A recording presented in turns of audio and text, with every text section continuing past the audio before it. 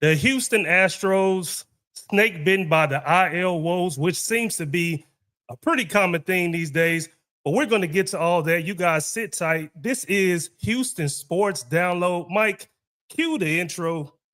Don't ever underestimate the heart of a champion. It's gone! It's gone! It's gone! It's gone! Jose Altuve gives the Astros a 5-4 lead. How do you like that? The Houston Texans select C.J. Stroud. We got World Series rings!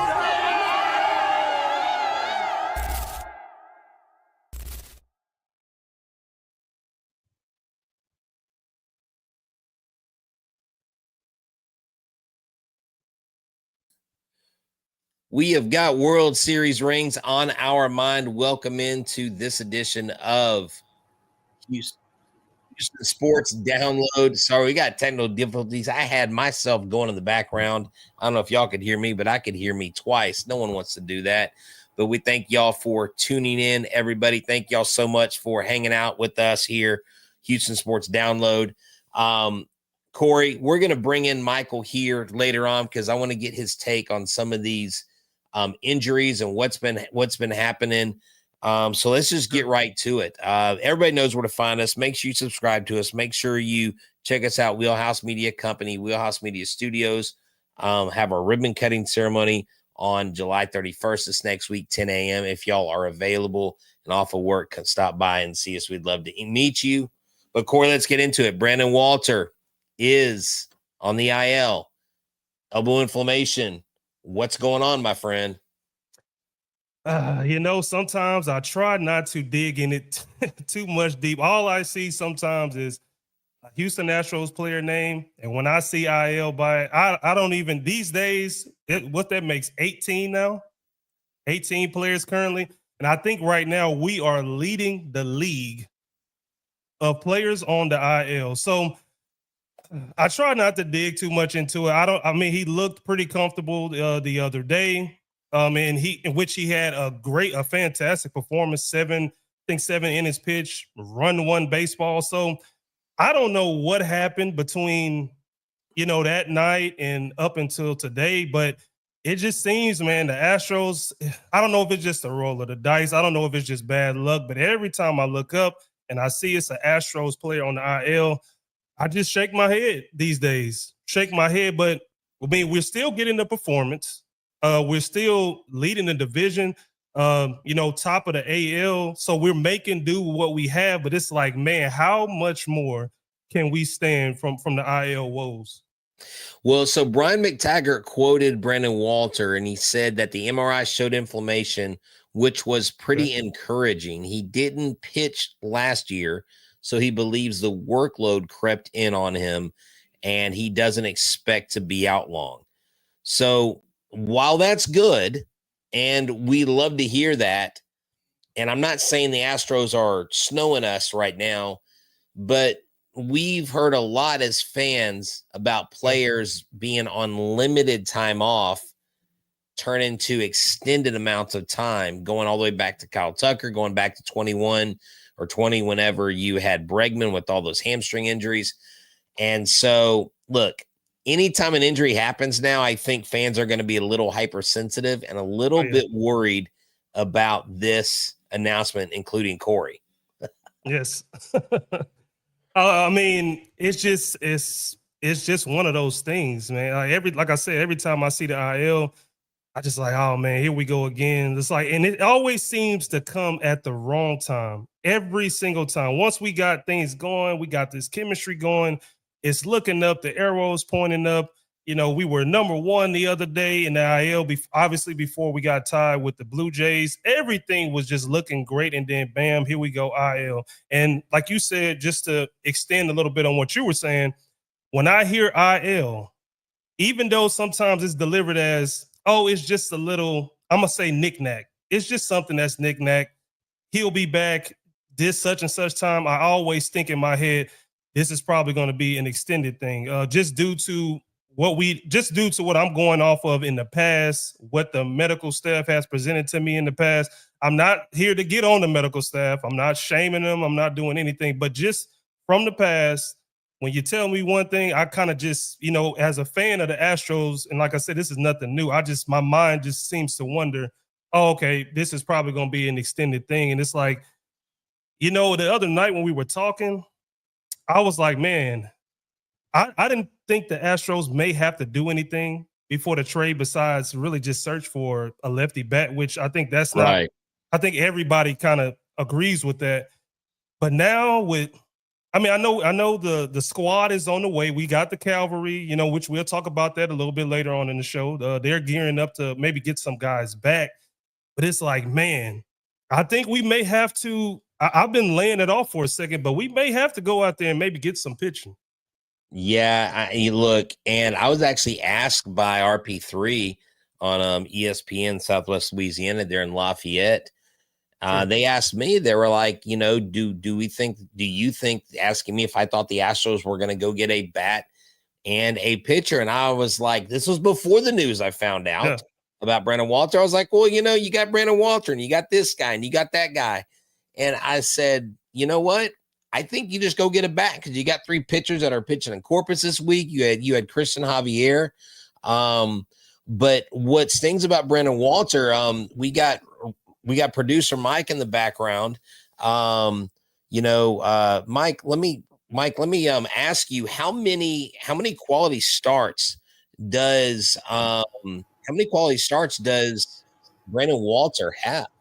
So Brandon Walter has had 6 quality starts on the season, and most of them have been pretty efficient. Just recently coming off of 7 innings of 1-run ball against the Diamondbacks in that series finale, which led to the sweep. So he's been pretty impressive. It's just a shame that things come down to this way because he's been generally very reliable. And see, that's what producer Mike does. He comes up, he gives us the stats. Man, he gives us the good stuff. He's got the good knowledge. We know he's a good University of Houston Cougar there doing his thing. I noticed he's got a U of H baseball hat on, it looks like, or Astros. Oh, I thought it was UH baseball. It's a little swoosh. A little swoosh. Okay. Good deal. Yeah, thank you, Mike. I appreciate that. Yeah, man, we look, 6 quality starts. You hear it from producer Mike. I mean, that's crazy to lose that. Now, Corey, let's just say the blessings and the curse here. Let's say he's out for a month, right? Okay. If you get him rested and come back and they feel comfortable throwing him, he's a guy that can give you quality innings. And if you have to go to someone like that and put him in the bullpen, maybe not as a starter, but as a bullpen, as someone to come in that may need to eat some innings, maybe he's a guy that can come in and do that if they don't want to put too much on him. I mean, I know relief innings can be stressful, but do you think there's still a roadmap to bring Brandon Walter back and have him a part of this team if he's healthy? Yeah, and I'm glad you asked that because that was going to be my next thing. Because just what you guys have laid out, he has been playing pretty well, and he's been, I'm not going to say lights out, but he's been very, very, very reliable. And so with this happening to him, that's the first thing that went to my head. That's the first thing I thought about. Okay, we are going to be getting some guys back here very, very, very soon, which we'll get into that more in the show. And my whole thing was, just hypothetically speaking, let's say he is out a month or so. We get everybody back, and it's like, okay, where do we put him now? Because it's like he was actually doing perfectly fine before, before what happened to him. And that's the same thing I know I'm just kind of going off basic, but I'm just talking about IL in general. That's kind of the same thing I was thinking about with Melton the other day. These guys were actually giving us some very quality, play. And so now with them being where they are, and then now we're going to get these guys, we got a lot of guys coming back in. I feel like the chemistry, that they were going through in the ball club, and just how the vets are embracing these call-up guys, it's like the perfect mixture. That's what's going on. And it's just like, man, like when we lose, like if we lose this guy and we get all these other guys back, I would love to still see him in some type of rotation, but it's like, where are we going to put him? Where are you going to fit him? Now, where are you going to put him at? Right, Corey, and you mentioned something that's key, like all these different guys, a mix of veterans and stuff. And I know we didn't really talk about it pre-production, but Taylor Tramell, You want to talk about a guy that Yes. at one time, well, and not at one time, he always is. He's a first-round draft pick in Major League Baseball. Yeah. There's very few of those. And we know if just because you're first-round pick doesn't mean you make it. I mean, just ask Tom Brady in football. Just ask Mike Piazza in baseball, who got given a chance because his uncle knew Tommy Lasorda, and he turned out a Hall of Fame career. But you have this guy, Taylor Tramell, had high hopes. And I remember when he came in, I got a few of his cards. I was like, this dude's going to be good. And just for whatever reason, the opportunities he was given, he just didn't excel. He didn't succeed. But with the Astros, like if you go to Baseball Savant and you type in Taylor Tramell, those are Major League Baseball stats. Yeah. And I mean, you love it. So, he's leadoff, yes, but oh my gosh, like I didn't expect this kind of production out of him. The outfield glove and the bat, the speed, you got to love it. Yeah, the upside has been great with Tramell ever since I think it was the start of that Dodgers series. Remember that diving catch that he did in center field to save that play? Ever since then, he's been on fire, and he's been putting in a lot of production for the Astros. And kind of like how you said, you thought he was going to be a sure thing when he came in. He kind of bounced around. It was the same thing with Walter. Same exact thing with him. Exactly. And he was, to be honest, I think Walter was actually cut, or he was waived, by his team. And it's like we're grabbing these guys, and I'm telling you guys, if you're listening, you're an Astros fan, just the people that I talk to on a daily basis, other, podcasters, radio heads or whatnot, they all towards the beginning of the season, kind of midway into it, everybody had the same thing about the Astros. They were writing the Astros off. They're like, oh man, you guys got to tote Walter out there. You got to put gusto in. Everybody had the Astros completely written off. So what they are able to, put on, for just entertainment wise and the value that they're getting from these guys, they're like, how in the hell are you guys getting that type of value out of the guys that's been cut here, waived here, bounced around here, and then they're coming into the fold with the Astros and perfectly gelling. And not only that, producer Mike's got some other good stuff for us on Mr. Taylor Tramell. Tell us about Mr. Taylor Tramell statistically. Well, I mean, I will say this: if you want to, look at anything that proves that Taylor Tramell is a bona fide big leaguer, just take a look at his OPS right now in the season. It's at 807. Wow, has a 440 slugging percentage on the club, but look at his OPS plus. It's 125. That's huge. So I mean that proves his spot on this roster, for at least a while. Yeah, that's huge. And I mean, that's massive. And that's what everybody looks at. I remember in games when Maldonado would contribute, everybody look at his OPS plus. It's 20 or whatever. I'm like, dude, he just hit a home run. Come on, give me a break. But I mean, gosh, you look at the OPS, you look at Bryce Matthews' OPS right now. It's crazy, but Michael, you bring up a good point. Michael, since you're up, how surprised are you by his production? I've been pleasantly surprised, especially breaking out of that funk of losing 7 of 8. You could find him getting on base. He'll go 3 for 4. He went 3 for 4 in that Sunday game in Seattle.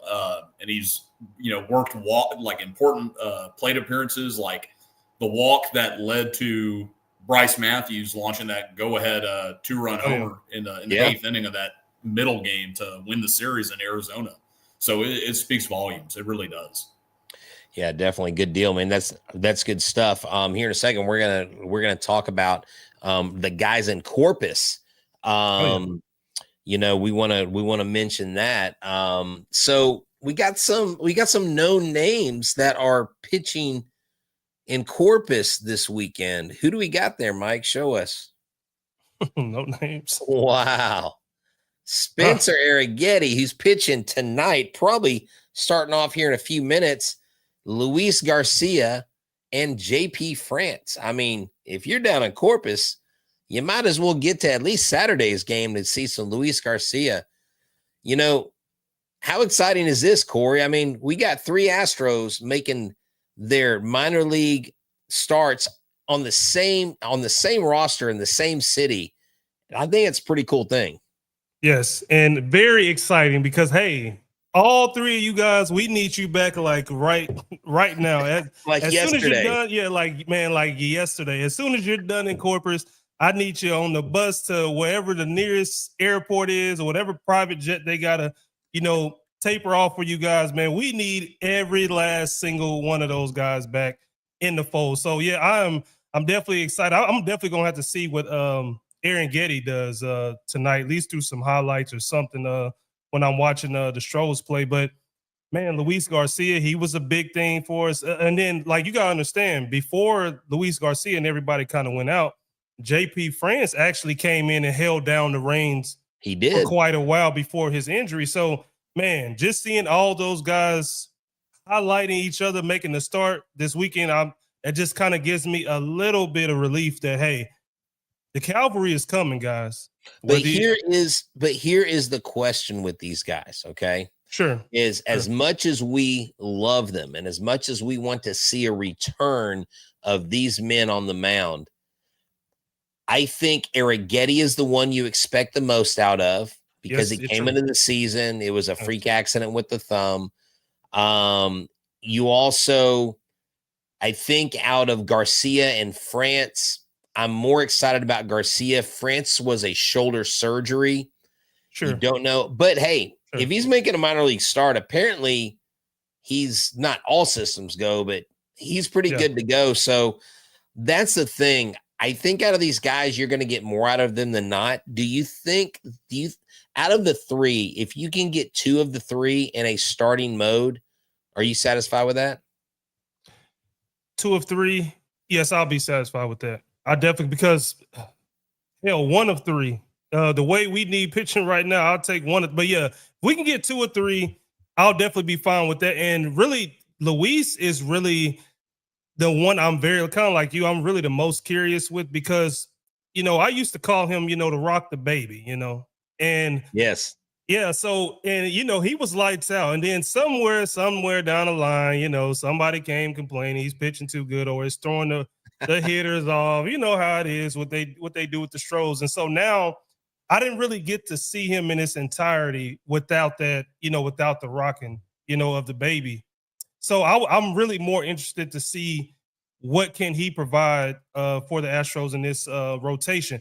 Spencer, I think Spencer, if any out of all the 3, I think Spencer, Mr. Spaghetti himself, I think we really need him. And I think he's ready. I think he's going to be ready. So that's really my only concern, just with Luis. Yeah, definitely. No. And that's the thing. I love that you mentioned JP France because JP France was doing things for this team when nobody else was. I mean, he was kind of out of nowhere. And look, Supreme Panda made it over to us. So one of the faithfuls that locked on, he checked us out. Wheelhouse, do you think we can get him talking about, he asked a question earlier about Joe Ryan. Do you think we get Joe Ryan and Eugenio Suarez? Now, if you give me Joe Ryan and Suarez, if you give me both of those guys, I am not going to complain in the least. Yeah, I won't. But I won't. Are we least like with Brandon Walter? See, I was saying this before the Walter injury, so it throws another. It throws another thing. I even had a friend reach out to me and say that he's heard up north that the Astros are talking to the Braves about Iglesias, their closer. And I'm like, but we got a closer. And I'm like, what were he pitched? The 7th inning? But can you imagine going Iglesias, Abreu, and then Hader? I mean, I don't know, dude. So many things can happen. Let's tackle the Suarez thing. If you get Suarez, are you making that deal? I gotta see the deal. I want to see these deals. You want to see who we're given? I want to see what these deals look like. And I wouldn't hate it. I definitely wouldn't hate it, but it's like, can I see the deal? I wish can you see who we're gonna like? Can I see who we're gonna give before we do this deal? Because Astros spotlight from TikTok when we were talking the other day. He kind of made me a little uneasy because he bought up Bryce Matthews in one of these trades, and I said, "Hey, man, look, let's not start. I don't want to even go down that road, but I could. It's like, but when he said it, I don't want to go down that road, but I can see it though. It's like I could see something like that. But here's the thing with Bryce Matthews.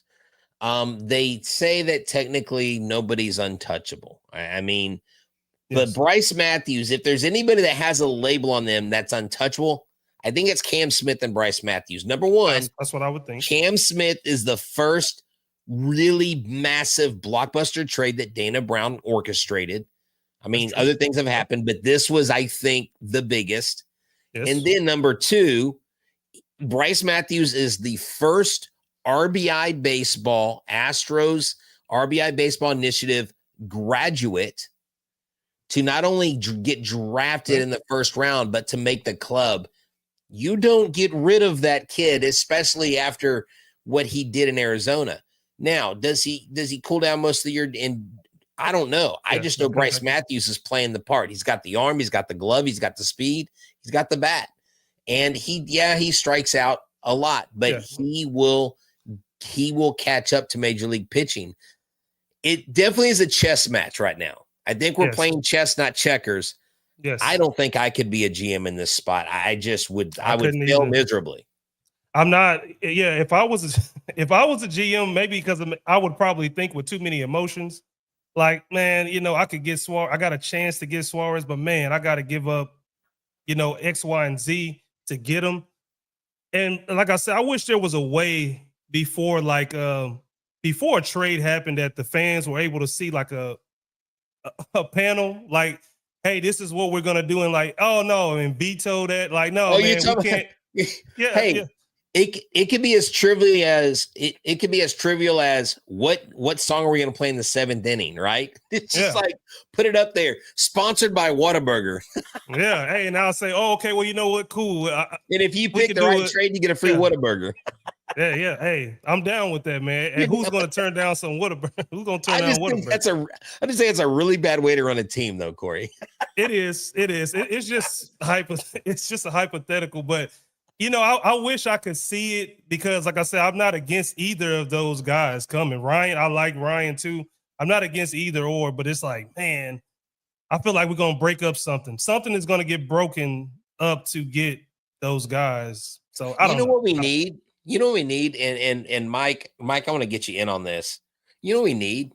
We need one of those Yorkies or one of those dogs that hits the basketball into the different buckets. We need to have two dream trade scenarios and see if that dog can predict the Astros next trade. That would be that's an out of world idea that you just came up with. It was. Well, I mean, think about it. It's not that far-fetched. We had a swing off to determine the All-Star game.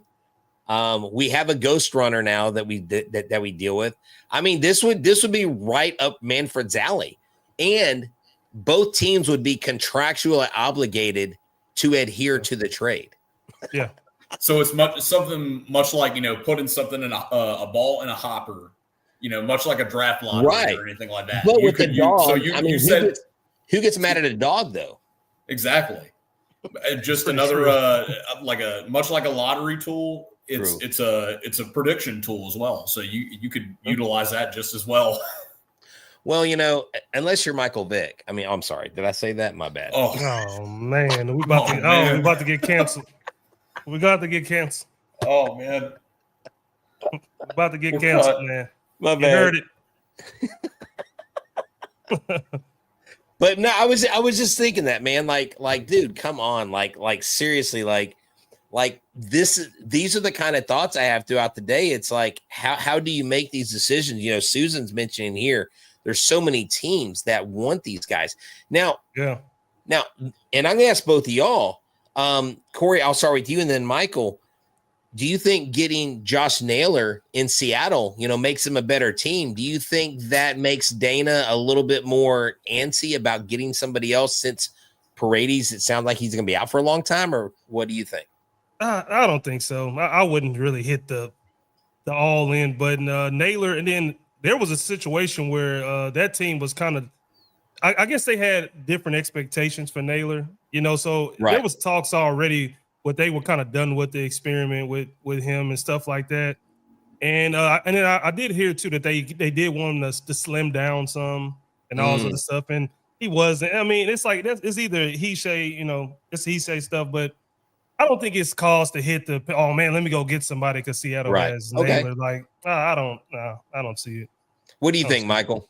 I mean, with Josh Naylor being traded to Seattle, it's like, you really just shrug it off, if anything. Yeah. And especially the way we handled him in that series. He only went Exactly. 4 for 13 across those 3 games. I mean, for the most part, like, especially when the bullpens had to come up in those high leverage situations, like, didn't he give up, or didn't somebody give up like a 2-run single to him, or a RBI single, which made it a 1-run game, but then we had the lead preserved, or something like that. It was, I mean, he wasn't outside of that, he wasn't much a threat. Right. Like, yeah. And before you go, it's really, I felt like that move for Seattle is more about them trying to gain leverage, gain on us, like, chasing the Astros. True. More than it is about like, hey, we need to go get a guy to, Seattle just went and got Naylor. We got to go get somebody like so. Yeah, because one of the things I think we need to have a panel discussion on is, at some point, is Julio Rodriguez really who they think he is? Or should be? Because as much as I like Julio as a baseball player, as a guy who interacts with the fans, as a guy's just a good dude, I just don't think he's everything that they thought he was going to be. I mean, he just continues to disappoint in a lot of areas, man. Could it be that he's going through the motions? Maybe the environment. Maybe he needs a change of uniform, like Houston. Maybe he just needs a change of scenery. Change of scenery. I think sometimes that's all it really takes. Just give me a change of scenery. Last crazy trade idea. Let's get Adolis Garcia and Julio Rodriguez in an Astros uniform. Hold on, Astros, before you throw me off the building. Can you imagine the fury and the rage from the Rangers and the Mariners fan base if they had Astros uniforms on? I would be here just for the reactions. Yeah, I would definitely be there for the reaction. What do you think, Michael? We basically we're stretching it like Bleacher Report. If anything, who says no? You're right. My bad. Oops. Yeah, you're right. All right, man. But yeah, man. Corey, man, it is just one of those things where we really there's a lot to think about. There's a lot that Dana has got to consider, and just to kind of wrap things up, we got Hall of Fame weekend this weekend. And Billy Wagner will be inducted into the Hall of Fame. I'm wearing one of the on the field fitteds. Now theirs doesn't come with the cool Space Cowboys like mine does, or the H-Town blip, but this is what they're wearing. And what I love about these hats is it says on field right there, on field, official on field cap. So that's the 7 and 3/8, huh? Yes, no, 7 5/8. Oh, 7 and 5. I thought it was 7 and 3/8. I was gonna say, yeah, man, you need to go ahead and run me that hat, man. Yeah, see, we are different hat size, so I know you can't steal my hats. But no, seriously, Susan's sitting there yelling, "No, Adolis Garcia!" I'm screaming, "No!" And the only reason why I say that is because I know how furious their fans would be. But how neat is it to have Billy Wagner, a third Astro, in the Hall of Fame? We need it. I love it, and then you know what? But outside of the hat and everything, Wagner was a guy that I watched when I was like, obviously younger, coming up. I'm like, oh yeah, my grandma gets me out there to the games. And so, just to see some of our guys get into the Hall of Fame, man, it's always a good thing, man. Another thing that I can rep in H-Town. There you go. For that show. So, well, hey man, this has been a good edition of Houston Sports Download. From myself, from Corey, from Mr. Michael Carrera, producer Mike. Thank you all for tuning in to Houston Sports Download. And just to let you know, Mike's doing this all the way from Austin, Texas. He's not even in Houston, guys. He is dedicated. He is a dedicated part of Wheelhouse Media Studios, Wheelhouse Media Company, man. Thanks, Mike, for joining us, brother. You bet. I'm all over Texas whenever you need it. All right, Corey, you got any parting words for our fans? Let's get these A's tonight. I took a lot of heat for it yesterday, rightfully so, because I did trash talk. So I got everything that came to me. I had it coming. But tonight, you know what? Altuve, 2 home runs. Give it to me. That's right. 2 home runs. Let's go. Y'all have a good one. We're out.